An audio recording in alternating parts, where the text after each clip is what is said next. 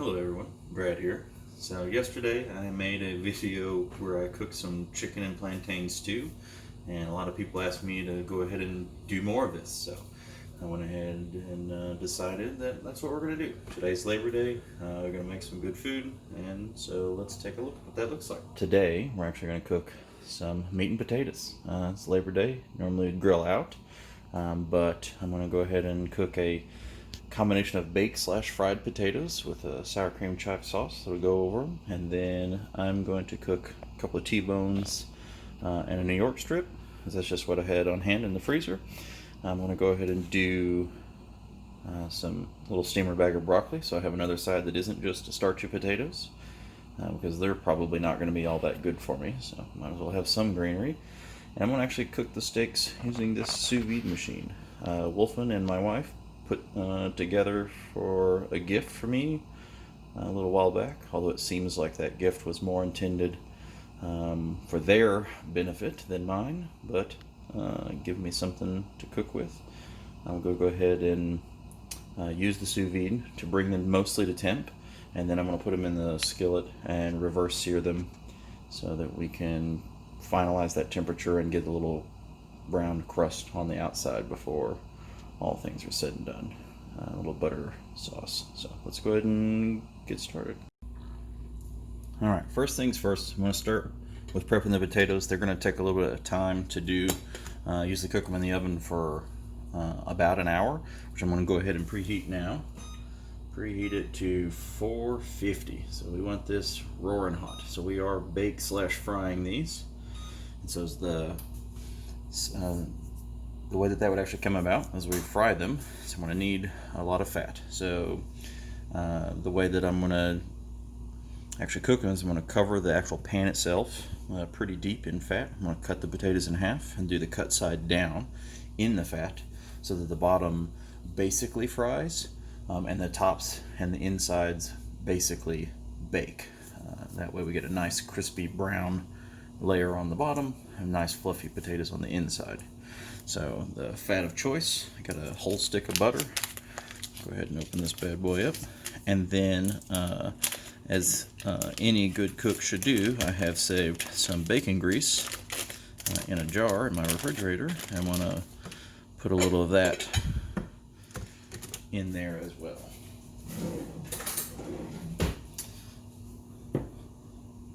Alright, so I just got a big old jar full of bacon grease. One of the best kept secrets in the kitchen.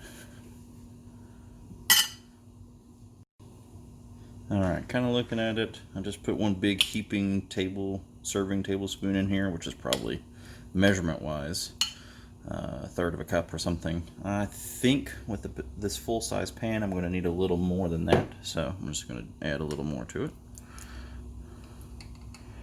So another good bit of fat in there. It's a lot, but you don't eat all of it. You just use it as a cooking oil more than anything. So I'm just going to put the lid on here, and I'm going to put this in the microwave to kind of melt and meld together a little bit. Okay, so next, while that's doing its thing, I went ahead and started preheating the oven to 450. The sous vide machine prepped to 135. Normally, I think you cook a steak all the way sous vide. It takes like a little over an hour or about an hour to do medium rare at 135. But since I'm going to reverse sear it after, I'm probably only going to put it in there 20 to 30 minutes, and that'll be rare at that level. And then when I cook it in the skillet, that'll bring it up to medium rare when I get a little bit of crust on the outside. Okay, so that's going to need a little bit more time. While that's happening, I'm going to go ahead and maybe take a look at cutting these potatoes up, since I'm going to have to do that anyway. A couple of these, they've been in the pantry for a few weeks, so I've started to get a few eyes on the potatoes. That does not bother me a little bit. Some people will go in and try to cut like little V's to cut the eyes out. I don't really care too much about that. If there's a big giant growth that's some vegetation on it, or a bad spot, I'll cut it off.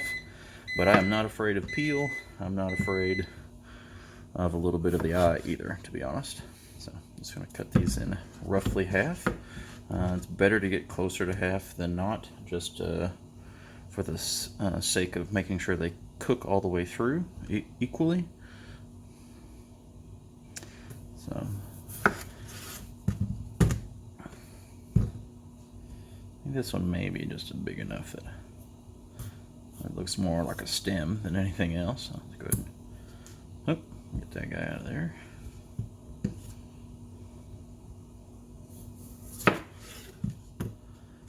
Maybe go ahead and trim these up a little bit.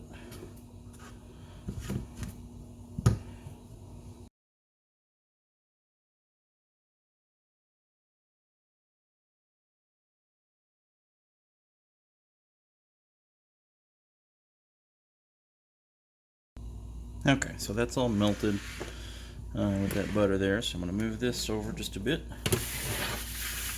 Take a look at this pan.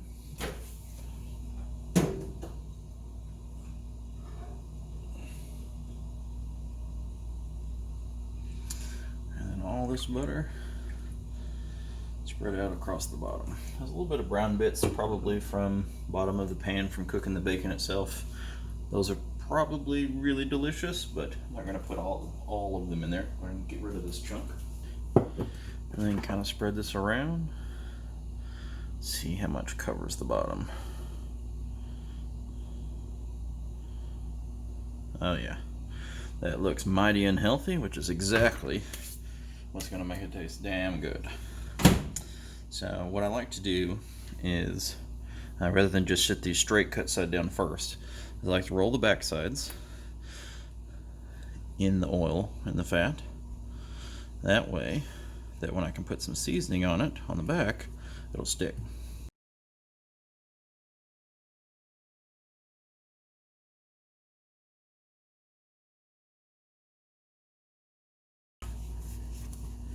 Wipe off the hands. And then I've got a little prepared crushed black pepper. Yesterday I had to crank on it quite a bit because of what I'm going to use today. I'm going to use a ton. So I went ahead and cracked a whole bunch and mixed it with some kosher salt so that maybe I don't have to spend so much time doing that. Alright, and just fairly liberally sprinkle the back of these so that they stick. In a good place. That's good. Then I'm going to grab a little Italian seasoning. These are dried Italian seasonings. So I'm just going to sprinkle a little of these. They'll get crusty with this high temp and this fat. So I don't want to put too much because that will actually burn. But if I just put just a little bit on the back, it's really going to add some good flavor here. Alright, so let's just sprinkle a little more.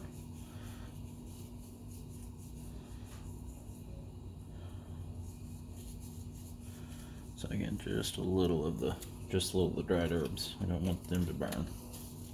Alright, with the potatoes in the oven, the next step is to deal with these steaks. So since I'm going to sous vide them, I do want to actually add some flavors that will go into the bags that I put into the water.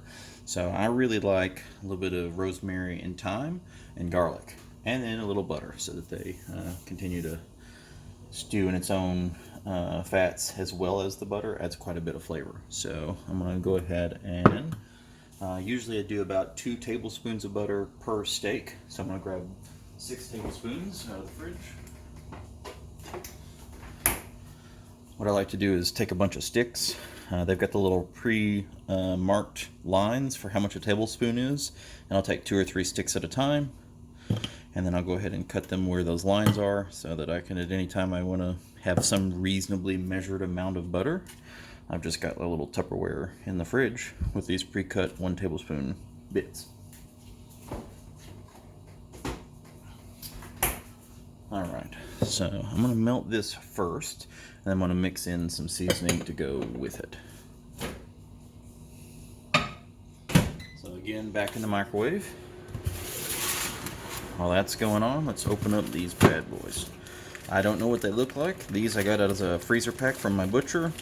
they've had nothing but excellent quality stuff, so I'm not worried about that. But I don't also know how much the bone structure is, what the fat caps look like, how great the marbling is. Have a look at some of that.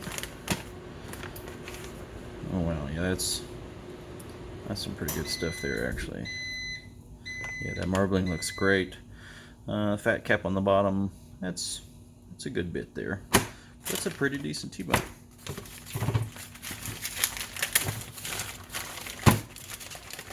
I might wind up trimming off some of that fat cap for the same reason yesterday I trimmed off some of the fat caps off of the chicken thighs. We do want fat to render inside of the sous vide part of the cooking, but unlike a direct heat method, it won't render and won't cook quite the same way. So I'm probably going to wind up removing some of this fat cap off the top, on the side and bottom here. But when it comes to marbling with the quality of that, I think I will take that any day. Any day. So I only had 2 T-bones since it's me, the wife, and Wolfen. Normally I cook 3. So I pulled out this New York strip, which is a reasonable cut of meat. Maybe his rent will cover it. We'll see. Or maybe if it looks better than these T-bones, maybe I will snag that. Nah. This is a pretty sweet looking New York strip, but it's no T-bone, so not in its entirety anyway.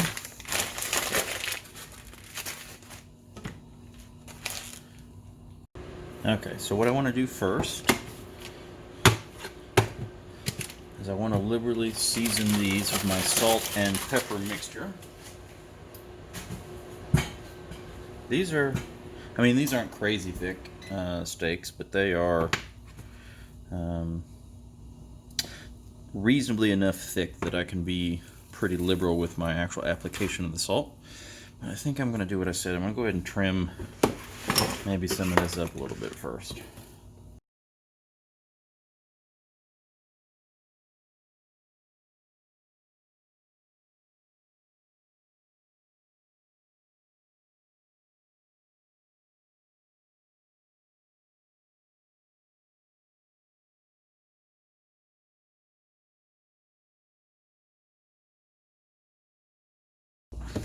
Now that we've actually cut the fat off, we can look to season this stuff. So, just salt and pepper.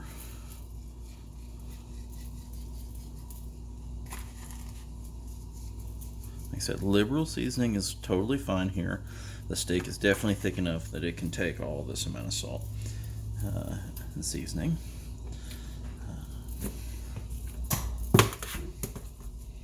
On this back side, I'll be a little more careful. Do want to salt both sides. Don't want to skimp, but at the same time, don't want to overdo it.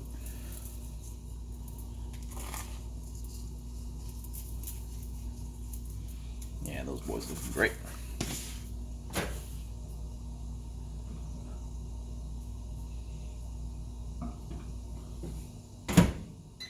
Put this butter back in for 10 more seconds. There's just a tiny little bit of solids left. I want to make sure it's fully melted before I start mixing it with other stuff. So in the butter mixture, so I'm doing about 2 tablespoons per steak of butter wise, and then to that, a lot of times I'll just put a whole clove of garlic, maybe cut the garlic clove in half, and then just put a couple of those half pieces right up against the steak when I put it in the bag. I'm actually out of whole cloves of garlic, which is a travesty, but I still have some of this garlic paste, so I think that's going to get me where I want to be anyway, just the same. This garlic paste really is just garlic that has been pulverized in like mortar and pestle to the point where it is nothing but paste. So then, got some garlic in there. I'm going to go with a little bit of thyme.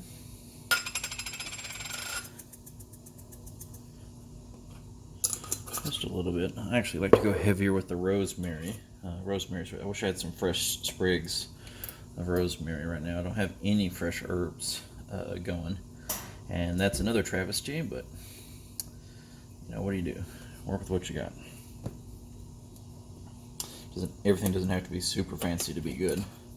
But you can always make things better, especially with going with things like fresh herbs. Sprigs of thyme, sprigs of rosemary, fresh garlic.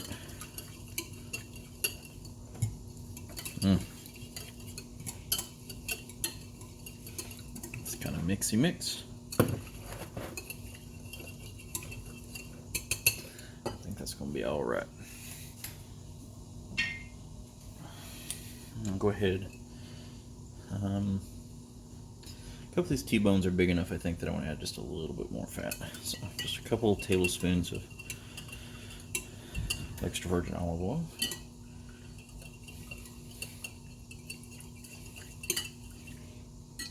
I'm liking where this is going. Looks fine to me.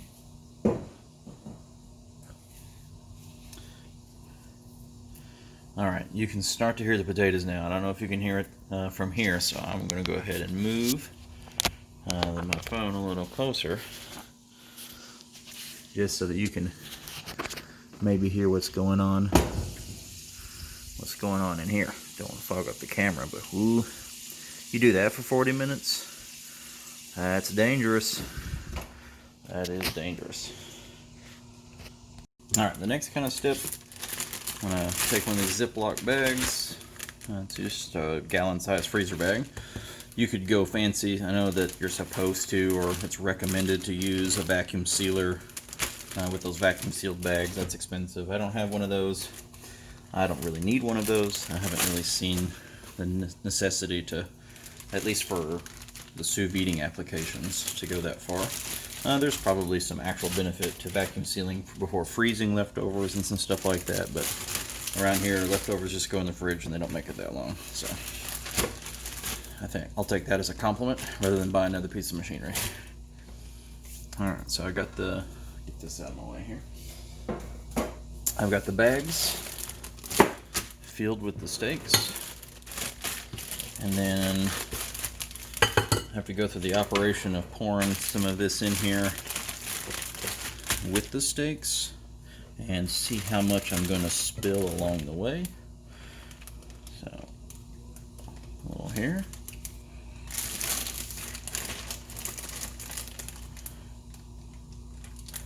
A little here. A little there. Just bringing in some equity. Make sure I get garlic in all this. Alright, if we move the camera over here, we got a decent vision of what's going on. So, this lid, this is mostly just to keep as much of the heat kind of trapped inside of the vessel. We don't want all of this water coming off of steam. We want to keep the volume of the water relatively high. We want it to be able to submerge the entirety of the steaks. So we want to make sure that they're actually fully submerged. They won't cook right. So I've got them in the water here, mostly. Oop. By the way, that's 135 degrees. That's still kind of warm, so use a pair of tongs here. Push this down below, closing this zipper a little bit as I go in, forcing this water, forcing the air out of the bag here. There we go. And pull it back out. Oh, spill a little bit, but you can kind of see maybe that you know, it's not a vacuum seal, but a lot of the air is removed around and it's actually following the contour of the steak. Okay enough anyway, it works. And then we just kind of repeat this process a couple more times.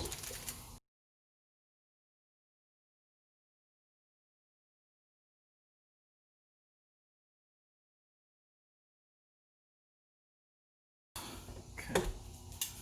And then we set it and forget it. I mean, like I said earlier, hour to hour and a half for medium rare to medium doneness.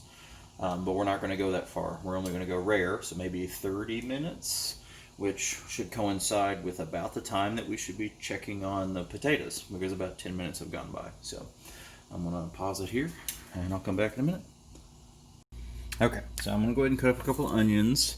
Off to the side, I went ahead and put one of the skillets on low, and then now that it's kind of on this medium low, I went ahead and put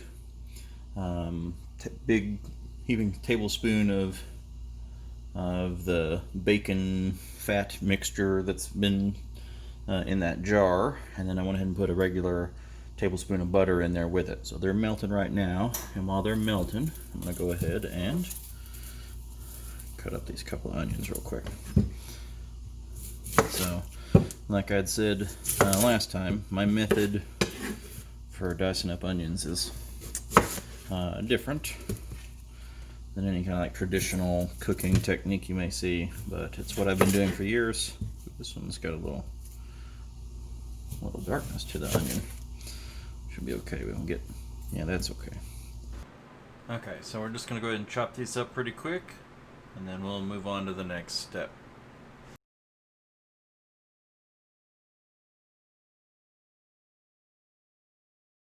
Alright, so now at least we can see the skillet.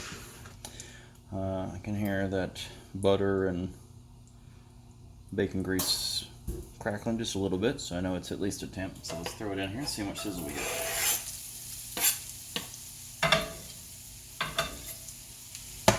Alright.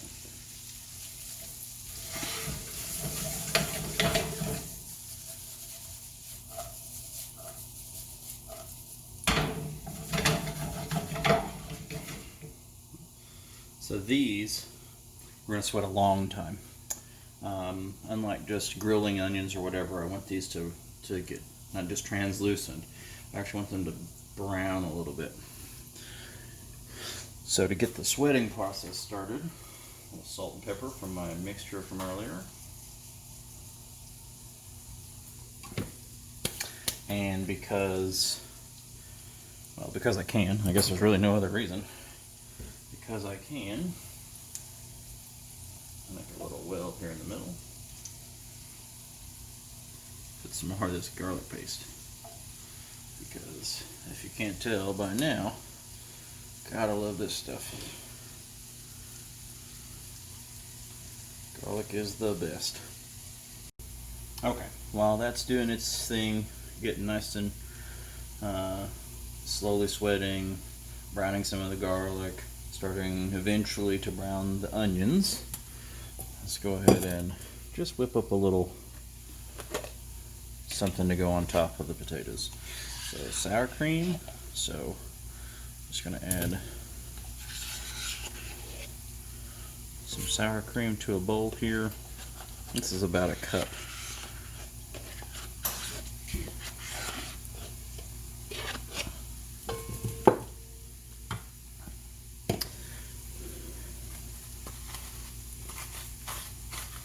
So then just a little pinch of this salt pepper mixture.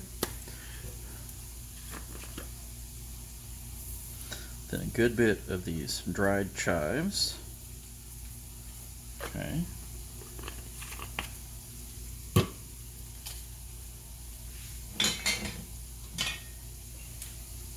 I'm going to add just a smidge of Worcestershire sauce in with this.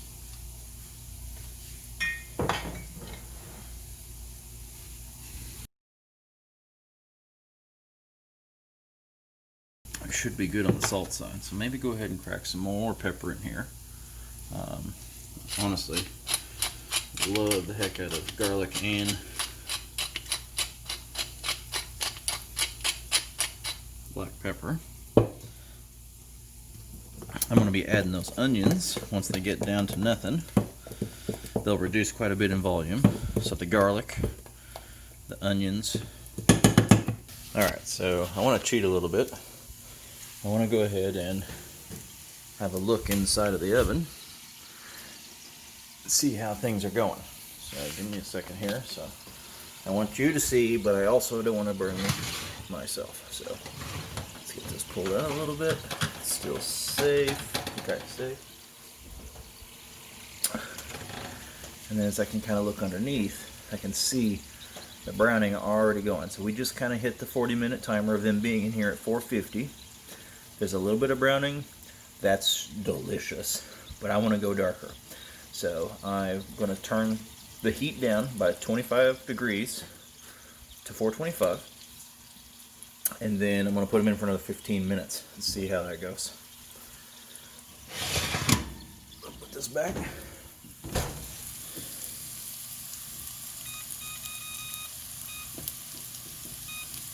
Let that come on down a little bit. I had the door open for a bit, so it's dropped all the way to 365, so it's going to kick back up. Onions are doing their thing. This is going to be still quite a few more minutes at this low, medium-low temperature.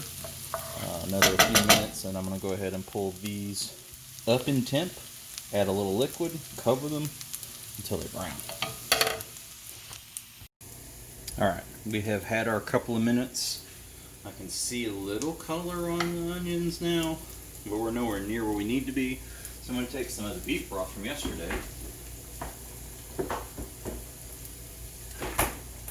And I'm just putting a little bit. I mean, just a little bit. Maybe a third of a cup, quarter of a cup, not a lot. Let's steal this lid from this other pan. Just put it over the top here. Oh, and then our oven's back to 425. I'm going to let that liquid cook on those onions. They're going to start to darken a little bit. After they do that a little bit, I'll take the lid back off, maybe let some of that liquid evaporate away, and we'll try to get there. Alright, so these, I went ahead and added a little more beef broth. I kind of looked, wasn't as much as I thought I'd added, so I went ahead and added a bit more. I'm going to go ahead and pull the lid off for now. I've got this ramped up to high. Beef broth still in there, so with the newly added, I'm going to let some of this simmer off, let some of that reduce, and evaporate the liquid. And then you can already see the darker colors on the onions coming. And do this for a little bit longer, and it's just really going to start to darken. That's what we want. That brings a lot of flavor. We're going to get some of the beef broth flavor in there too. That's going to get concentrated. It's all good to me. Sounds great. So I'm going to go ahead and take my whisk here and make sure I mix this up pretty good. So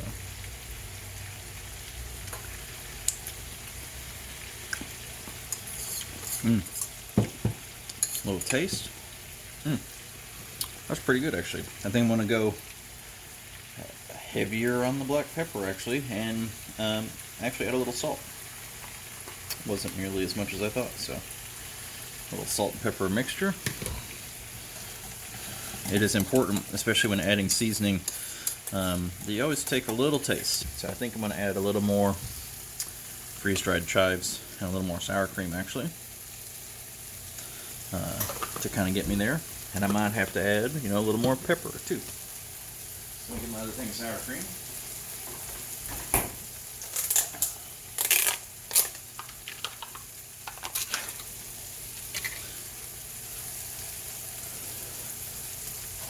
When you cook for a while, you just start doing things and see what's right, see if it works, see if you like it. I think it being adventurous is a good idea. When you're first starting, it's probably a good idea to follow the recipes, get that confidence of something working like you want it to work. And then once you've done that a little bit, you try replacing something in a recipe. Try to replace one thing. See, did you like that change? Did you like that mix of flavors? Was that a good thing? Now, I'm going to turn these onions down. They're really starting to brown now. That liquid's going away, so I don't want them to burn. And without liquid to simmer in, they will do just that. They'll stick and burn real bad. So I want to turn this way down, like all the way to low. Not even medium, but like all the way to low. All the way down. I want them to darken a little bit more. So I think I'm just going to splash a little more beef broth on them. That way they don't stick and burn. This is just a splash. I really don't even really want to put too much liquid in here now because I'm not intending on boiling off like tons and tons of liquid away. Just enough to keep it from sticking.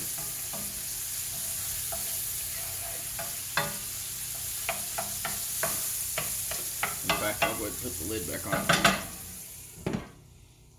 Lid on it.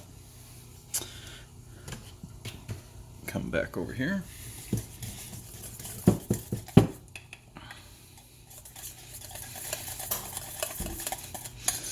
And you know, if adding this extra bit, I've made too much, oh darn, I've got a great condiment I can use on something later. It's the end of the world, right? Nah, so I'll make things, use what I need to use, and I'll have a little bit for leftover. I'll use it for something else. I'll make something up in order to use it, because this stuff's real good. So I haven't added any more pepper. Let's see where we are with that. Salt's on point, so I don't want to add any more salt.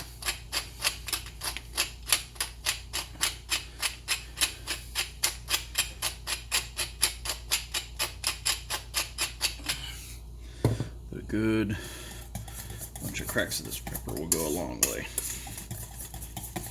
And then I'm just going to toss them into this sour cream, mix it up.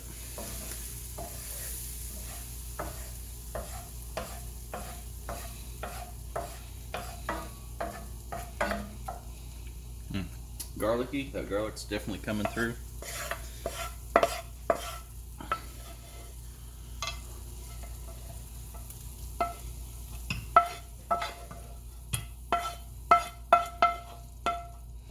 Yeah, I'm glad I went with the extra sour cream. Made, like I said, even if it's too much, it's the right amount. Okay. Mix this together. Alright, I think the sous vide time is about done now, so I'll go ahead and pull these bags out. I don't want to empty the bags, I want to take the meat out of the bags yet. I want this butter and herb and goodness that's in these bags with the meat to actually go in the pan when I reverse sear it, just to add more levels of that flavor. I can turn all this off, deal with the rest of that later. Alright, I've got one of my skillets. I've got the meat sitting here in the bag still. I've got this starting to get ripping hot. It's going to take it just a minute to do so. I want to go ahead and put not even olive oil, because if it gets ripping hot, olive oil will burn. Since I'm even going to have butter and stuff from the bags, it's going to go in here as well. I need my highest smoke point oil I've got, which is, I think for me, just some regular old vegetable oil at the time. So I'm going to put some vegetable oil here at the bottom of the pan. I just kind of want to line everything.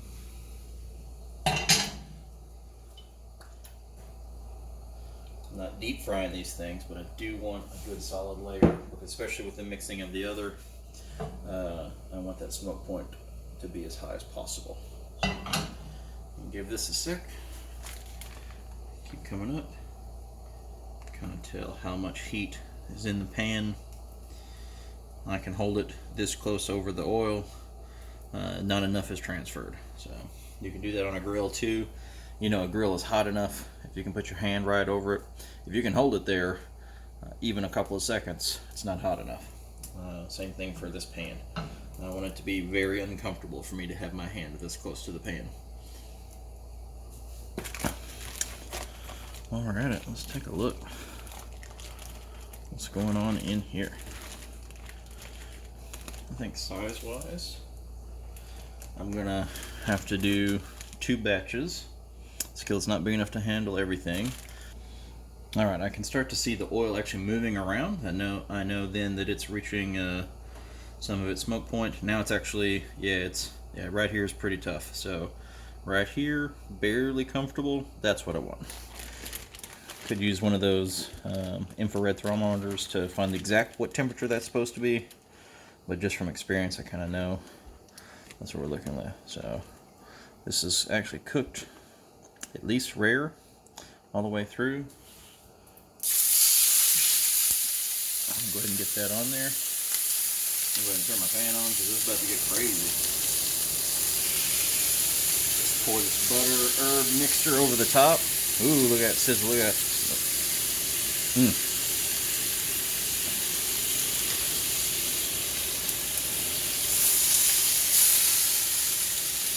Drop that away from me. Yeah, that one's got a lot of garlic in it. Really good. Now I'm going to turn it down. Now that it's ripping hot, turn it down straight to medium. I'm not cooking this very long on either side. Remember, it's already cooked. I'm just getting color. I'm getting some flavor. So we're only looking at like a minute on each side.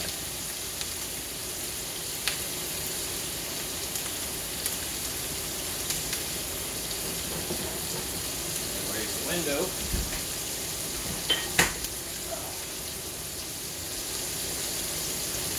Go ahead and raise that window, get some of the smoke to flow out of here. Got the vent hood on.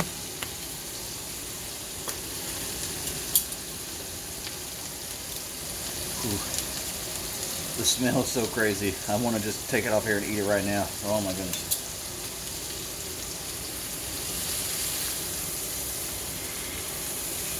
Yeah. Didn't take long at all. With that hot, with the pan as hot as it is, it's already browning. That's all I need. That much. Okay. While I'm at it, I'm going to go ahead and prep the exchange because the meat's going to come back in this pan. Get ready for this bad boy to go in right after it. So again, just waiting a minute. I've got my instant read thermometer.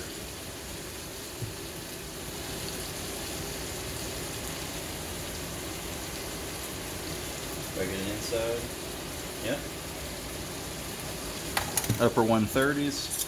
That's pushing out of medium rare, or just right on the top side of medium rare, so I don't want this in there any longer. Get that out of there. And the internal temperature may come up even a bit. Not nearly as much as if you're cooking a steak high heat all the time. When you take the steak off the grill or something like that, the temperature will continue to rise quite a bit because there's a huge temperature differential. There's a gradient in between the outside and the inside.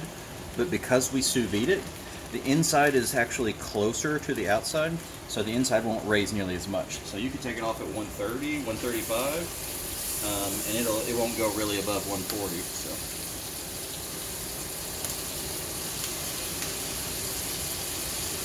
This one here. Go ahead and bring my temp back up. Still a lot of heat in that pan, so I don't have to worry about it too much.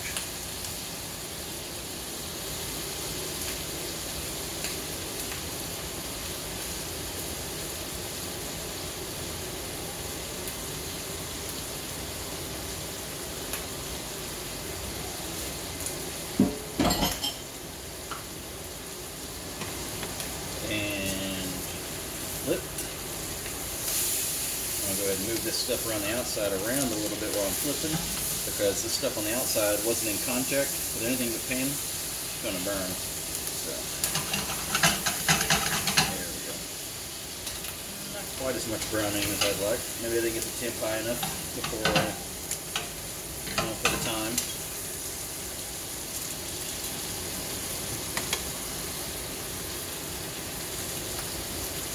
Alright, let's check the temps again. Yep, 138. That's a couple degrees higher than where I really want to take it off of there. So I'm just going to try to get a tiny bit of color before I remove it. But I think that's it. Yeah, that is it.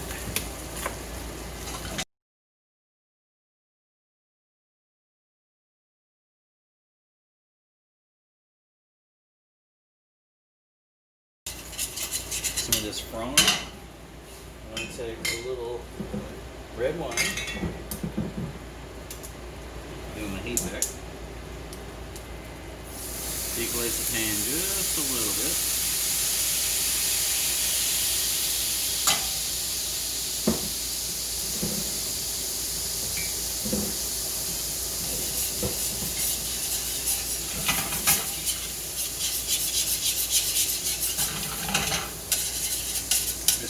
those little crusty bits off the bottom, they're holding so much flavor with all that browning. You can see the sauce start to turn color. I'm gonna get it off the heat. I don't want the butter in there to burn, and I don't want it to separate by getting too hot. A lot of good herbs in here, a little dark color from the red wine.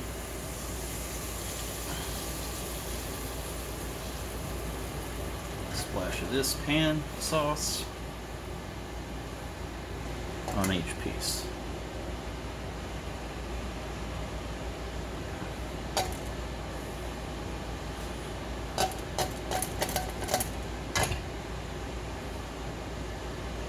And this sits and rests no less than 5 to 10 minutes. You want all those juices and temperatures and everything to come together and equalize perfectly well. Otherwise, when you cut into it, a lot of those juices are going to run out and stuff. So we have to let it rest. It's the literally hardest part about cooking. Isn't all the techniques or any of those things. It's actually letting the meat rest before you cut into it. Get me a little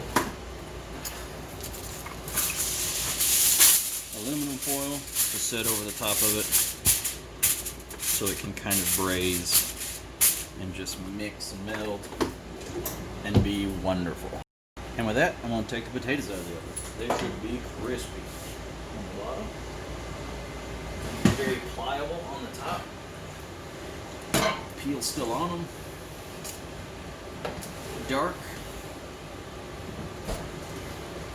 but wonderful. Okay, so let's just take a look at the bottom. Oh yeah. Oh yeah, that is what you want to see.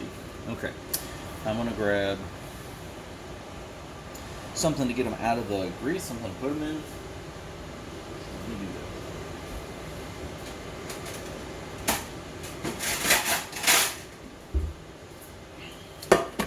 I think just a regular big old glass plate ought to work just fine. Ooh, hot, hot, hot. Hot potato.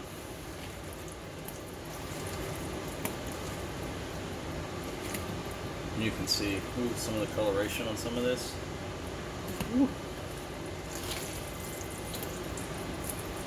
Some of these little ones, man oh man.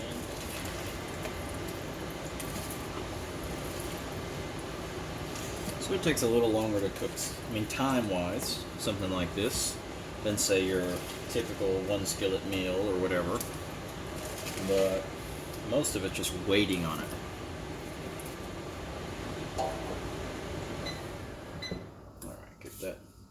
Vena hood off. Now that's done. So now we just have to wait, and while we're waiting on the rest, I'm gonna take these broccoli florets, put them in the steamer, put them in the microwave here for 4.5 minutes. It'll do its thing, and then we'll come back and we'll plate it up. Alright, the broccoli's finished steaming, so I'm gonna take it out of this little bag, put it in this bowl. Ooh, hot. That is warm. Had to take a quick pause because the dog needed his dinner. So, got what was unbearably hot broccoli florets. I'm just going to sprinkle on a little of my salt and pepper mixture, just a little bit.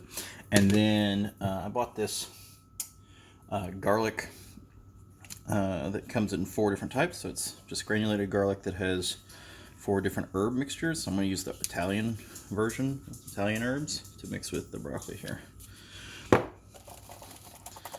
Mix it up. Now we are ready for making a plate.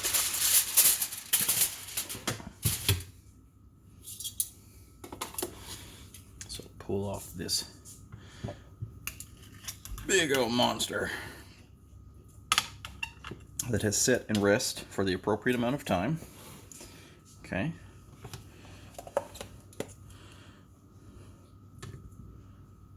Grab a little bit of steamed broccoli here on the side. And then some of these crunchy potatoes. The dog is literally just licking the air and then now the ground because he smells all of whatever's going on. So give me a few of these potatoes.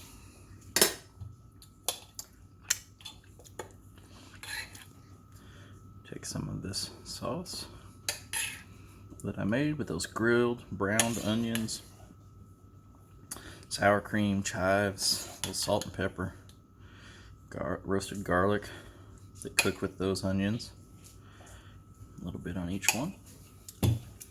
And that is one hell of a meal.